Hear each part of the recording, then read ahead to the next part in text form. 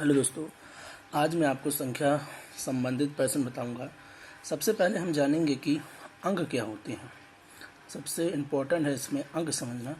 0 से लेकर 9 तक को हम अंक कहते हैं। यह कुल 10 अंक होते हैं। संख्या अंकों से मिलकर संख्या बनती है। जैसे 10, 11, 1000 और 10,000 आदि संख्या हैं, लेकिन हम 0 से लेकर 9 तक के अंकों को भी संख्या कह सकते हैं। कहने का मतलब है कि सभी संख्याएं अंकों से मिलकर बनती हैं। अब हम संख्या के बारे में पढ़ेंगे। सबसे पहले हम पढ़ेंगे प्रकृत संख्या। वह संख्या जो गिना जा सकता है। मैंने गलत लिख दी एक जगह। वह संख्या जो गिनी जा सकती है संख्या कहलाती है। पूर्ण संख्या यदि प्रकृत संख्या में 0 को शामिल कर लिया जाए तो वह पूर्ण संख्या बनती है। उदाहरण के लिए 0, 1, 2, 3 और इन्फिनाइट अनंत। इसके बाद हम पढ़ेंगे पूर्णांक संख्या। मैं लिखूंगा नहीं दोस्तों, सिर्फ आपको समझाऊंगा। इसके बाद आती पूर्णांक संख्या। यदि हम -3, -2, -1, 0, 1, 2, 3 यदि हम धनात्मक एवं ऋणात्मक संख्याओं के परिवार को हम पूर्णांक संख्या कहते हैं। यह संख्या अनंत तक जाती है। इसके बाद हम अगली दोस्तों संख्या पढ़ेंगे सम संख्या। सम संख्या और विषम संख्या। वह संख्या जिसका भाग 2 से चले जाए उसे हम सम संख्या कहते हैं।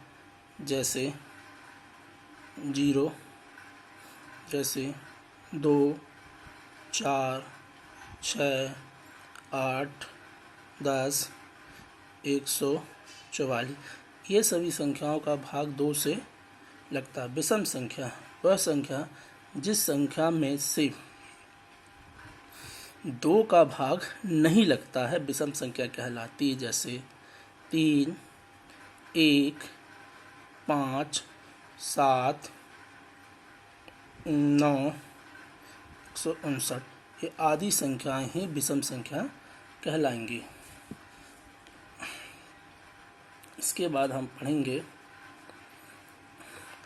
अभाज्य संख्या।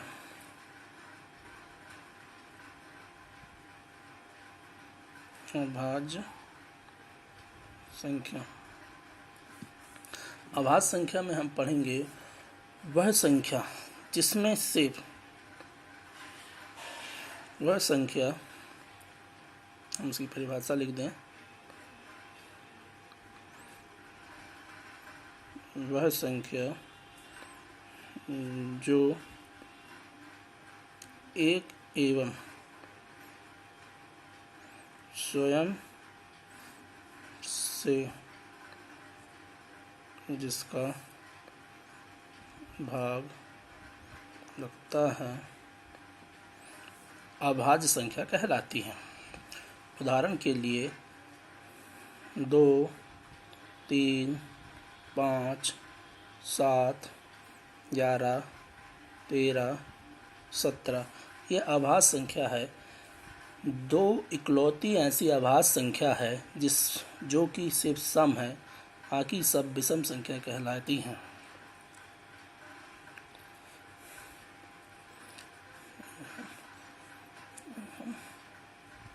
पढ़ेंगे भाज्य संख्या। जो संख्या 4, 5, 6, 7, 8 डैश डैश का अनंत तक जाती हैं उसे भाज्य संख्या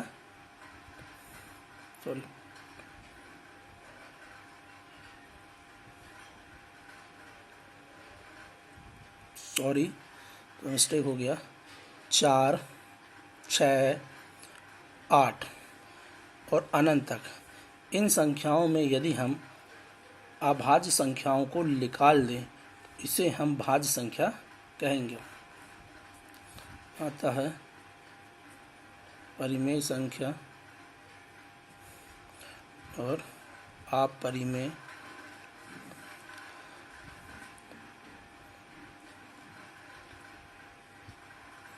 में संख्या। फिर हम पढ़ेंगे वास्तविक संख्या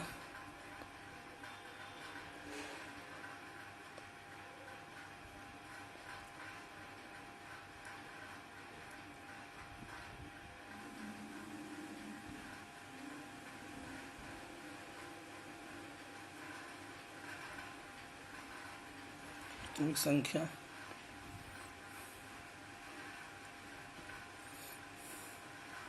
फिर